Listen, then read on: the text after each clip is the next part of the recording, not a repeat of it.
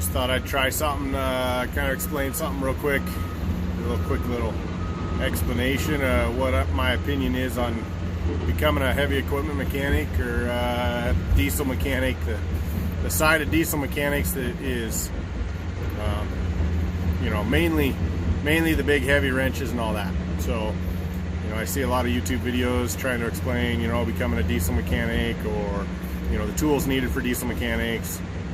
But what's missing, at least I haven't been able to find it yet, is kind of some of the things that it takes to be a heavy equipment mechanic out here in the field. So, like today, you know, it's not bad. Weather's not bad. We got a little bit of rain, not too bad. But the thing to remember on the heavy equipment side, as a field mechanic, so, and I can only speak to being a field mechanic. I'm not a shop guy. I can speak to being a shop guy. I'm not one. So it's not for me. I prefer being out here in the field. I prefer working alone. Just kind of my personality. So once you figure that part out and you're okay with that side of it, being a heavy equipment mechanic can be pretty rewarding. So I get to travel all over the state of Oregon. I've been all over Western North America. Been as far north as Prince George, BC.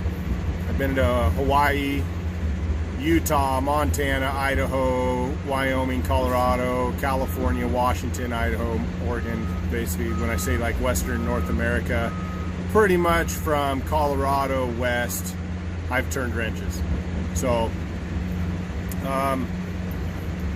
so as far as that goes, once you kind of set that side of that, you know, you want to stay on the heavy equipment side. You just know that it's going to be a lot of hard work. And when I mean hard work, I'm talking the big physical hard work. You can see the bucket behind me. So this is a 450 Hitachi, Zaxxas 450 LC. And so when you're talking big stuff, we're talking big stuff. I took the bucket cylinder off of it earlier this week.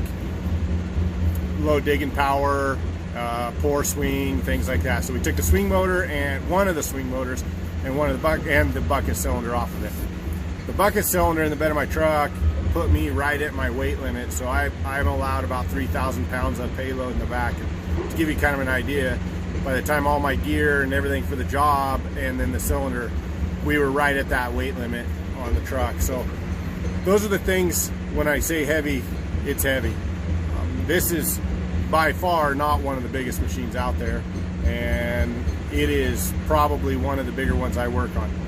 Up the hill, there's a 700 up on the hill right now, so a Hitachi 700, even bigger machine.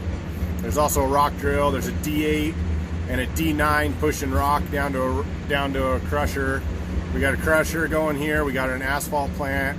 We got haul trucks moving material. So that's the other aspect of being a heavy equipment field mechanic. We work on stuff when it's broke down in the middle of the day. So it's the middle of the work day is what I'm saying. We work at night, we work at days, the shifts are bad. I mean, if you put it all on paper, it's pretty terrible. But for those of us that enjoy it, man, it's the greatest thing in the world. You know, the creation of Earth, what God created in Earth, it's amazing. And if you lock yourself inside man's creation of a building all day long, just not for me. So I'm a field mechanic, heavy equipment field mechanic. I do enjoy working on trucks. I do enjoy working on automotive stuff. And that's the other aspect that I think is being a field mechanic. When people ask me what it takes to be a diesel mechanic, how to get started in here, and work on your own car. Start there.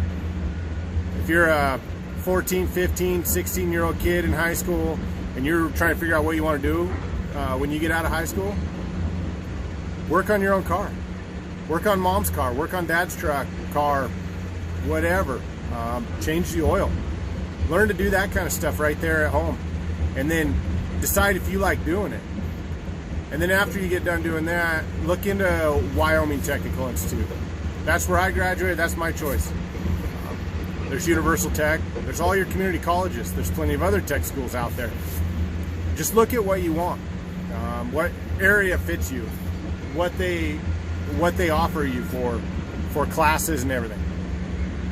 So that's how you get started. If you know somebody that runs heavy equipment, maybe you can get started changing oil, lubing like that.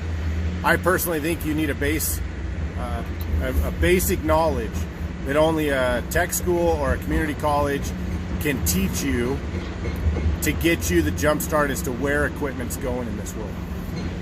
We're seeing equipment nowadays that is focused on they're following automotive. Heavy equipment is following automotive.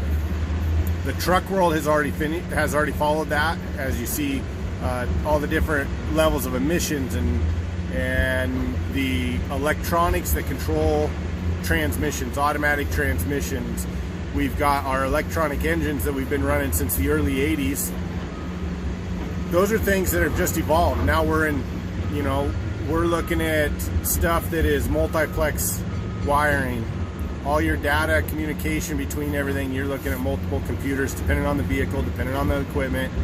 So honestly, look at going to school, look at becoming a automotive mechanic. Maybe that's your field of expertise that you want to go into. Maybe you don't like it out here in the heavy equipment world. But if you focus on the automotive, you're going to be able to move towards the diesel side, and then from the diesel side towards the heavy equipment side. Typically, I think a lot of heavy equipment guys get stuck in the heavy equipment world and they don't focus on the automotive and the truck world, the diesel truck world, heavy truck. Likewise, I think heavy truck diesel guys get stuck in the heavy truck world and don't look at the automotive and don't look at the heavy equipment. My personal opinion is that it's all the same. We're all turning wrenches. We're all turning nuts and bolts and checking electrical. And as computers take over this world, we are starting to see all of our equipment being controlled by computers. So get a good basis of that. But as far as being a heavy equipment diesel mechanic, big wrenches, big sockets, that's still out here. That's not going away. So being able to weld, that's another big deal. So maybe take some welding classes. These are all things that you need to think about if you want to become a diesel mechanic. And then the part that on paper looks really bad, you just have to decide if that's for you.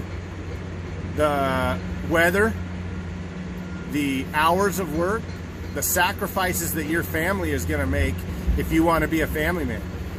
If you want to do this, get your experience early, get those traveling jobs, get those union jobs with big jobs in different states, be able to move, go to mines, go to the oil field, however you want to do it.